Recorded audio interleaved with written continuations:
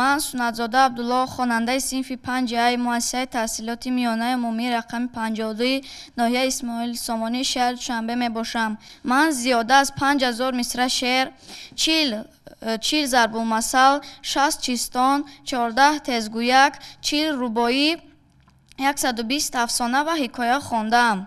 یادی آن شبها که از گیتی فراغت داشتم، با بوتانی تازه رو تا صبح صحبت داشتم.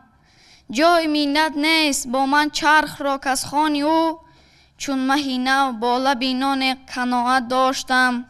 گاه تعلیم و اصول و گاه تلقین فرو، یک به یک تحمید اسباب فراغت داشتم. بر دلیل دانش من گوش ننهاد آسمان، ورنه بر دعوی خود چندین روایت داشتم. گر کند چندین ستم بر جان من گیتی رواست، تا چرا از آن کینه جو چشم مروت داشتم. افسانه های زیاد خوندی ها؟ بله. از افسانه ها شروع کنیم. نام برکن. دو بوزیچه، بوزک جنگلپا، مرغ مرغابی و موش، پسرک خوب، لک طبیب، دانه، صفاخان و گل پروین، دردانه های اشک و گل قهقه. کدام از این افسانه هایی که گفتی به تو معقول؟ پسرک خوب. کنی گوی کنی؟ روزه یک پسر با مادرش زندگی میکرد. آنها قشاخانه زندگی میکردند. مادرش در بیساتشان تنها همان گندم داشتن تمام. مادرش هر روز گندم بریان پخته میخوردن. روز پسرک به بیرون برای بازی کردن برآمدن رفت و جوره های خود را در آنجا دید. آنها مصلحت کرده گفتند که رفتیم به باغ خربوزه دزدی، اما پسرک راضی نشد. بعدی چند آن را کشاله کرده به باغ برای خربوزه دزدی بردند و آنها یک دوتایی گرفته گریختند، اما پسرک در جاش ایستاده بود و چیزی نمی‌دزدید. ناگاه دو دهقان آنها را دیده از دنبال آنها دویدند و ناگاه یک دهقان پسرک را قپید. آن دهقان گفت که این را نقپ، این کار نکرده است. بعد بچه ها را داشته جزا دادند و پیش این پسرک اومده گفتند چرا تو چیزی ندزدیده ای؟ گفت مادرم گفته بود که چیزی دیگه کس نصیب نمی‌کند، اگر به اجازت گرفته باشی نصیب نمیکند. و دهقانان از این کار پسر خرسند شده به او یک خربوزه دادند. پسر رفته آن را در خانهش با مادرش خورد. مادرش گفت اینو از کجا گرفتی؟ این را به من یک دهقان داد. و بچه ها مناسب چی خواندی؟ من از صدرالدین عینی، مکتب کهنه، آدینه، قهرمان خلق تاجیک تیمورملیک، تهذیب الصبیان، احمد دیوبند و مرگ سودخور خواندم. باز از دیگران اساطیر ملاق‌زاده، روایت سغدی، واسع و سرگذشت صابر. باز از بالتا آرتیخ حکایه خواندم. نامه حکایه‌اش میدونی؟ سوزن پولادین، خربوزه، بر علف گزنده، تنگه طلایی، سمکه، سیم.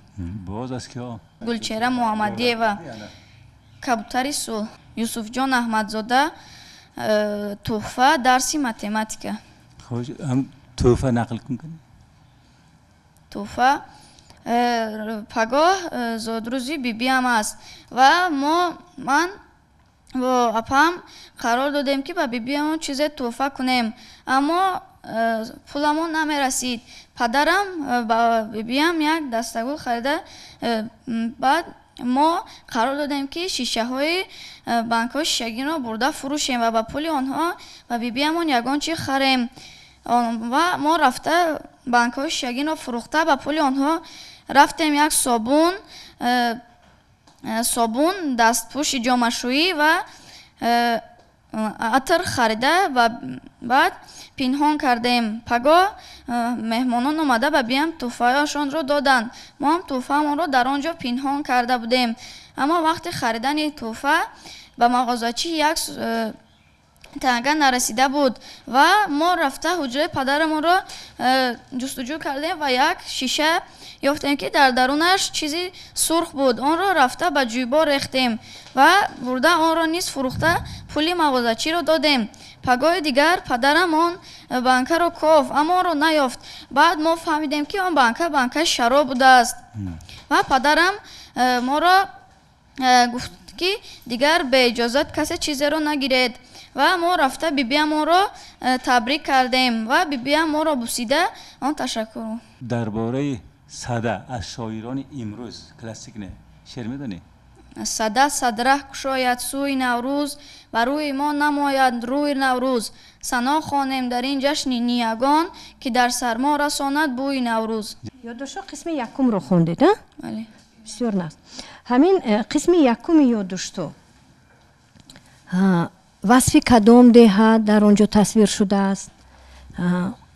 умуман кадом деҳа ҳамаи ҳаёти айнӣ бештар дар кадом деҳаҳо гузаштааст?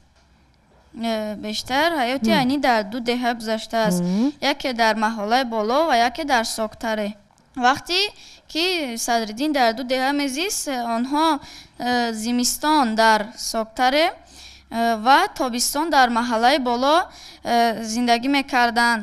дар деҳаи Соктаре дарёи Зарафшон ҷорӣ мешуд, ки дар он ҷо об фаровон буд ва ҳосили хуб медод. аммо дар маҳаллаи боло об кам буд ва дар он ҷо ҳосил хуб намешуд. аз ин сабаб деҳқонон танқисӣ мекашиданд. дар охири асри 19 дар ҳамон деҳа об хушксолӣ меояд, ки ҳосил хуб намедод ва деҳқонон танқисӣ мекашиданд. бар зами ин Мирзо Акрамбой хост, ки аз мардум андози 3 соларо ҷамъоварӣ намояд. мардум ва ин бераҳмии Мирзо Акрамбойро дида ба шӯриш бархостанд, ки сардори онҳо восеъ буд. дар бораи Ризо шумо чӣ гуфта метавонед? Ин чӣ гуна персонаж аст? Ризо як камбағал бача буд, ки на падар дошт, на модар. ва восеъ ӯро вақте ки ба хонаи хоҳараш Фотима меояд, мефаҳмад ки қурутҳои хоҳарашро касе дуздидааст.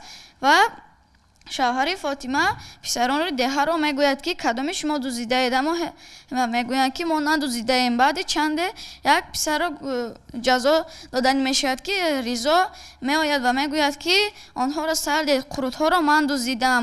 ва қурутҳоро ба думи онҳо нишон медиҳад, аммо як-дутаи онҳоро худаш хӯрда буд.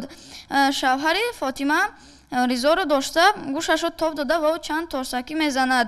Ризо гурехта меравад. достони Рустам ва Сурӯ. марҳамат, як хонед. зи гуфтори деҳқон яке достон, бипайвандам зи гуфтори бостон. зи мӯбад бар он гуна бардошт ёд, ки Рустам баророс аз бомдод. ғамӣ буд дилаш сози нахчир кард, камар басту тиркаш пур аз тир кард. бирафту ба рахш андар овард пой, бирафту ба рахш андар овард пой. сӯи марзи Турон бинҳод рӯй, чу шери дажогоҳи нахчирҷӯй. чу наздикии марзи Турон расид, биёбон саросар пур аз гур дид. барафрӯхт чун гул рухи тоҷбахш, бихандиду зи ҷой баркард рахш. зи тиру камону гурзу каманд, яке бар дашт нахчир чанд. чу оташ пароканда шуд пилтан, дарахте биҷуст аз дари бобзан. яке наррагуре бизад бар дарахт, ки дар чанги ӯ пари мурғе насахт. чу бирён шуд аз ҳам биканду бихӯрд, зи мағз устуғонаш баровард гард. бихуфту варосуд зи рӯзгор, чамону чарон рахш дар марғзор. ташаккур Абдуллоҷон. занбур бисёрак шодона сӯи мор мерафт. баъди чун достак шуд назди он, занбурро додаш нишон. занбур дар парвоз буд бо хушхабар шодӣ кунон. занбурро дарёб кард, чӣ мешитобӣ додарам. занбур гуфто баҳри шоҳ, аз халқ чошнӣ мебарам. худро ба нодонӣ зада пурсид ӯро достак, ки аз ҳама ширин будааст қурбоқа ё ки фохтак. занбур ханда карду гуфт, на ин на он на ҳарду гуфт. одам худаш дигар будааст, аз ҳар чӣ ширинтар будааст. вой вой мани нодон мурам, як умр паша мехӯрам. ин пашахӯрии ҷураҷон, чун лои шӯрам зад ба ҷон. бар ҳурмати 70 мор, нуги забонатро барор. шеър аз Абдусаттори Раҳмон. бо амон бозӣ кардем, ما کمان بازی کردیم. بیبیم اینجا گذر کرد، ایستاد و یک نظر کرد، گفت تا به ما چی بازی است؟ بازی دیگر نیست، عالم که در فغان است، از دست این کمان است. ما از کمین بجستیم، با هم کمان شکستیم. گفتیم زنده بادا صلح و صلاح دنیا، عالم مدام امان باد، به تیر و به کمان باد. بی جانم آمین گفت، پس به ما آفرین گفت. چیستان؟ نه زاغ است و نه کفتر، اما دارد بال و پر. روز میخوابد در خانه، سیر میکند شبانه. چی است؟ بوم. بوم. خدش خدی سفیدار، زوری 100 ماشین دارد. ماشینه را به آزار با یک دست میبردارد. جوابش کران.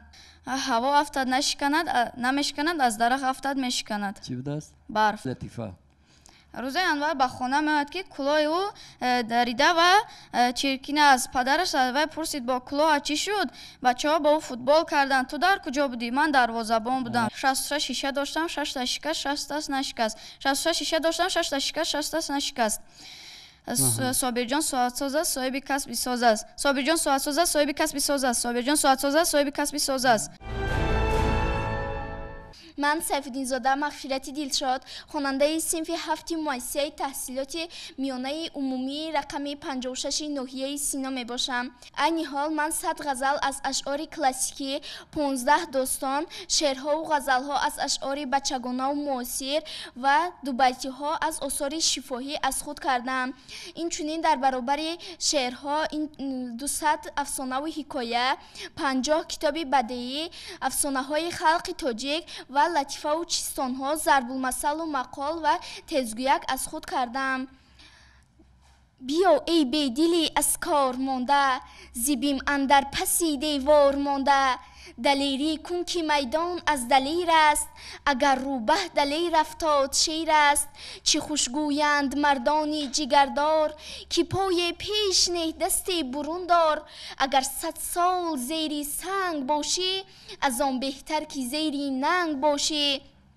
زی غیرت گر یکی مردانگی کرد، تو گویی جاهل دیوانگی کرد. مگو جاهل که کار غیرت است این، به از 100 عاقلی به غیرت است این. تعداد افسانه های خواندت را نام بر کن. 200 افسانه. آفرین. اگر نام هایش رو گوی.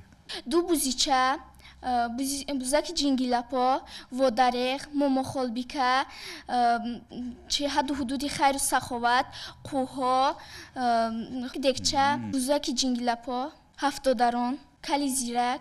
از نویسندگان معاصر میپرسیم. خیلی نمی معرف ها و کتاب هایی که خواندی نام بر کن. از صدرالدین عینی عینک، چی نام دیگر کس را میگویم، شیربیرینج، باغچه، مرگ سطور، مکتب کهنه، آدینه، احمدی دیوبند، یتیم، تهذیب سیبیان. سوختار نقل کن. سوختار این درباره دو پسر بچه می رود. در خود مضمون نقل کن.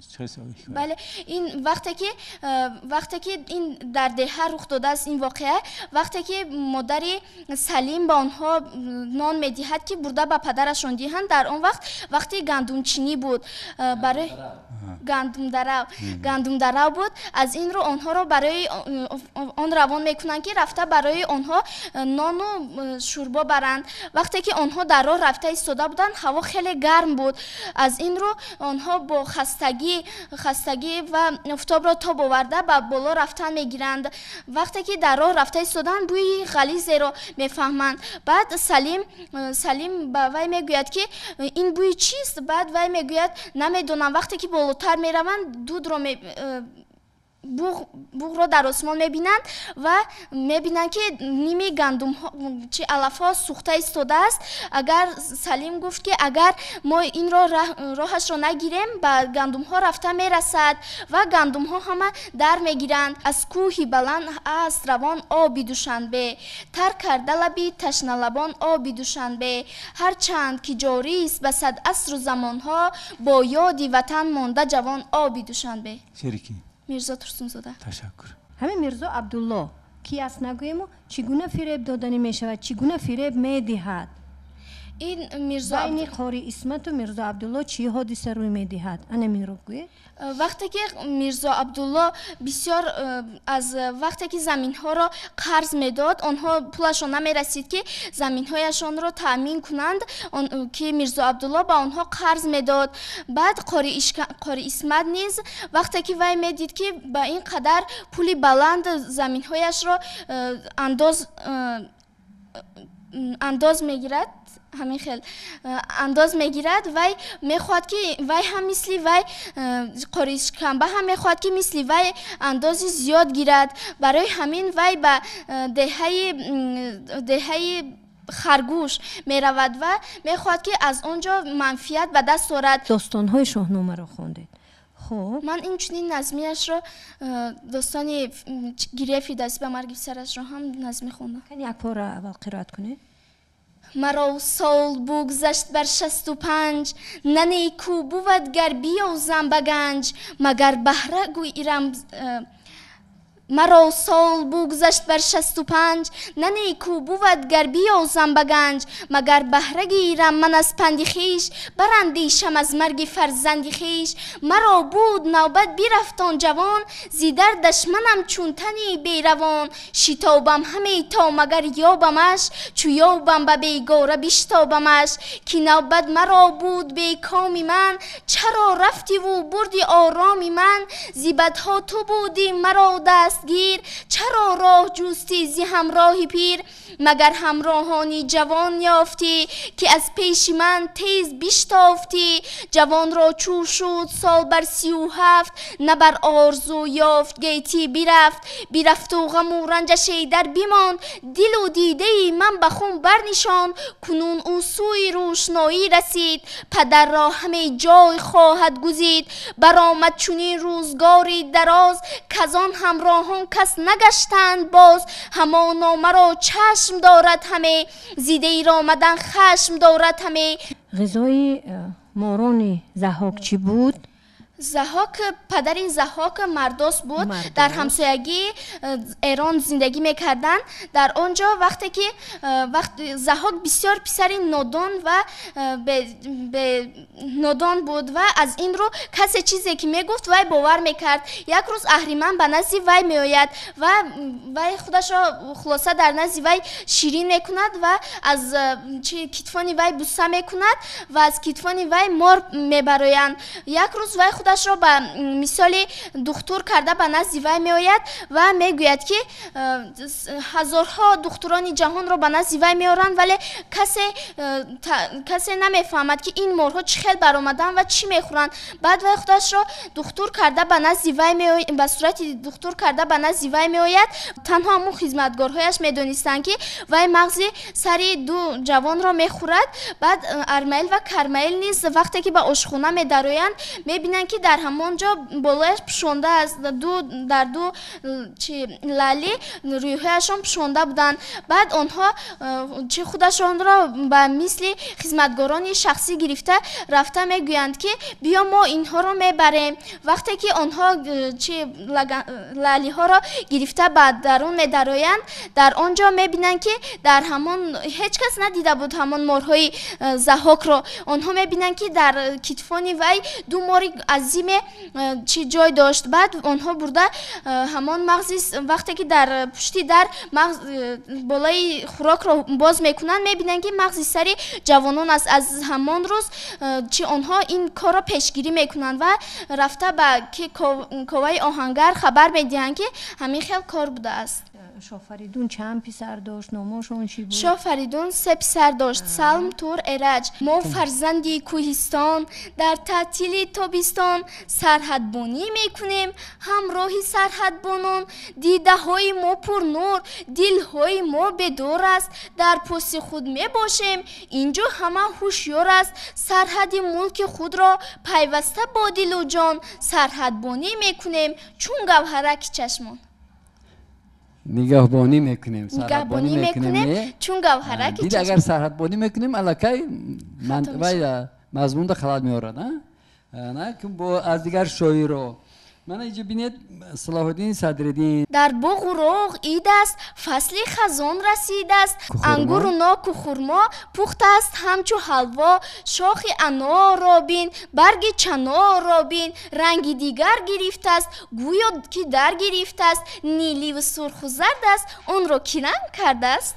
از عبدالله رودکی کنی شعر قرائت کن.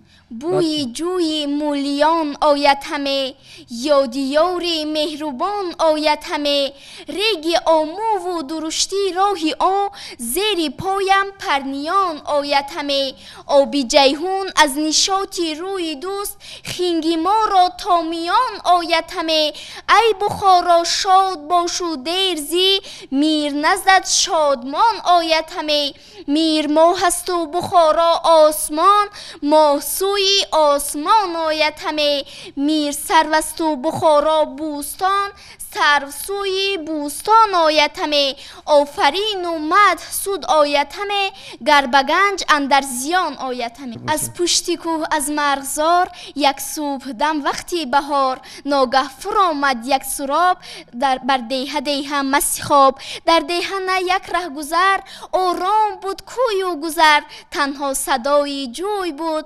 خوشبوی از سلبوی بود، یک مار شد یک مار شد یک مار عینک دار شد، فشاز زد شد در فرار، شد او فراری کوهی غار، آن کوهی غاری دوری دور، نه ماهی شب خورشیدی نور. مدینه حکیمова هستم، خواننده صنف هشتم مؤسسه دولتی تعلیمی لیسه رقم 2 برای خوانندگان بالایاقت شهر دوشنبه. اثرهای خوانده‌ات را نامبر کن. من زیاده از 300 اثر را مطالعه نمودم، از آن جمله از استاد صدرالدین عینی، مکتب کهنه، احمد دیوبند، تهذیب اوسیبیان، دختر بچه که خالیده، یادداشت‌ها قسم اول، آدینه، مرگ سودخور. از عبدالسلام دهاتی کامل جان به ماه می رود. از امینجان شکوهی پاوستی آب از کجا می آید، اسد و صمد باغ شکرخند. از جلال اکرامی از مسکو چی آوردی، از پولاد تالیس پاوستی تابستان، حکایه های مورچیک، لالچینی، سنگیش، حکایه نسیم. از فضلالدین محمدیف جگه روز دفن استا عاقل، از بهرام فیروز. تشکر. افسانه‌های خلق تاجیک چند تا خوندی؟ افسانه‌های خلق تاجیک باز از خلق‌های دیگر مطالعه نمودم. آفرین. از خلق‌های دیگر نامبر کنید، نامی افسانه ها. سه شکارچی، گرگ، تخم‌شلوغ و زنبور. گویی که از کدام خلق‌ها؟ از خلق انگلیس، از مردم هندوستان انبه و رنبه و سودای اسب، فرزندی دوست. از حکایه های کره چخل، از حکایه های کره چطور بای پسر بچه بای را فریب داد، روباه مکار و مردی احمق را مطالعه نمودم. گربه حیوانات را ترساند. از حکایه ها از روسیه، حکایه مشه و خیس را مطالعه نمودم. اینچنین از حکایه ها از ژاپن، حکایه بوم و زاغ را خوانده؟ بله. خواهیم بوم و زاغ را نقل کنید؟ در زمانهای قدیم زاغ بود. در اون زمانها زاغ سفید بود و بوم زندگی میکرد که وی حیوانات را رنگ میکرد و آنها را رنگ میکرد، پر و بالشان را به هر رنگ ها نقش میداد. بار زاغ که در آن زمانها سفید بود به نزد وی آمد و گفت به من یک رنگی را بکن که چنین رنگ را در جنگل کسی نداشته باشد. وی راضی می شود و در لعلی وی را می شناند و می گوید چشمانت را پوش. وی چشمانش را می پوشد و رنگی سیاه را به بالای وی می ریزد و پس از چند که خشک شد به نزد آینه می برد و می گوید انا این رنگ به هیچ کس نکرده بودم از این رنگ. زاغ حیران می شود و به خشم می آید و می گوید تو به من چیکار کردی؟ تو مرا سیب سیاه کردی. خودت مگر نگفته بودی که با من رنگی را بکن که کسی نداشته باشد؟ از همان زمان ها تا این زمان ها زاغ میگوید аз бум қасд дорад ва мехоҳад ки қастиашро аз бум бигирад. Аз ҳамин сабаб аз тарси зоҳ бум дигар рӯзона парвоз намекунаду танҳо шабҳо мебарояд. Бале. Ташаккур. افسانه‌های خلق تاجیک همش خوانده یا یک قسمش؟ یک قسمش رو مطالعه نمودم. کنی نام برکن دختر جان؟ دو بوزیچه، بوزک جنگیلاپا، گرگ روباه و شغال، گرگ نادان، دختری پادشاه و دختری دانا و پادشاه، باز سزای خیانت، حسرتی دو روباه، علاویدین و چراغ سحرناک، دو ایرج تیلیسم شکن و غیره ها رو مطالعه نمودم. خوش از برادران گریم چی خواندی؟ تنگه های آسمانی رو مطالعه نمودم. این یک مجموعه هست که در آن افسانه ها موجودند. اینچنین باز گرگ و روباه رو مطالعه نمودم و اسب و خر، اسب و شیر و گرگ و روباه رو اسب و شیر رو نقل بود نبود اسب بود. وی با صاحبش سالهای دراز خدمت میکرد. باره وی چون پیر شد صاحبش نخواست که وی را به خانه راه دهد و گفت اگر رفته به من قوت را نشان دهی و شیر را به نزد من آری، من تو را باز به خانه ام راه میدهم. اسب غمگین شده به جنگل می رود. در جنگل غمگینانه می گردد که روباه از نزدش می براید. روباه می پرسد چرا در اینجا سرخم می گردی؟ واقعه را اسب به روباه نقل می کند. روباه می گوید تو ایست، من شیر را خودم به نزد تو می آورم. روباه می گوید که تو خود را در همین جا مرده وانمود کن و من شیر را رفته به نزد تو می آورم. روباه رفته از غار شیر را جغ میزند و میگوید که امروز من اسب را دیدم که مرده است و شکمت را سیر کن. شیر راضی می شود و با روباه به نزد اسب می آیند. وی میگوید که شما در اینجا نشینید، من خودم اسب را پاره کرده به نزدتان می آورم. چون از شیر می نشیند پای اسب را شیر را روباه به دم اسب می بندد و به اسب می گوید که اکنون خیز دویده رو. چون اسب می خیزد از جای و چونان تیز می دود که حتی شیر نمی فهمد که چی گپ شده است و چون به خانه صاحبش می رود، صاحبش شیر را دیده در حیرت می افتد و وی را به خانهش قبول می کند. ما جشن‌های ملی داریم خیلی؟ بله. جشن‌های ملی که احیا شده است. کدام جشن‌ها؟ جشن‌های نوروز، مهرگان، سده و تیرگان. درباره تیرگان یوانش میدونی؟ بله میدونم. شعر میدونم. درباره تیرگان شعر میدونی؟ بله. مرحبا. شعر از دولت سفر. خوش. زی اجداد گوید به ما تیرگان، گرامی بدارید آبی روان. اگر خاک تن شد بود جانش آب، زی هر دو که به هر دو باشد جهان خراب. زی تیری که آرش معین نمود خطی تیرگان را نشان و غروب. از آن روزی بیامد به دست، زی دریای امید ماهی بشست. زی دریای امید ماهی بشست. درباره سده شعر میدونی از شاعران امروز؟ از کی ها؟ از منوچهری دامخانی. نه از شاعران امروز. از شاعران امروز در وصف مهرگان شعر میدونم. از سده؟ از منوچهری دامخانی میدونم. خیلی خوب. جشنی سده امیرا رسمی کبار باشد، این آیین است که یومرز و اسفندیار باشد. اصلش زینور باشد، فرش زیمار باشد، چون بینگری به ارزش از که سار باشد.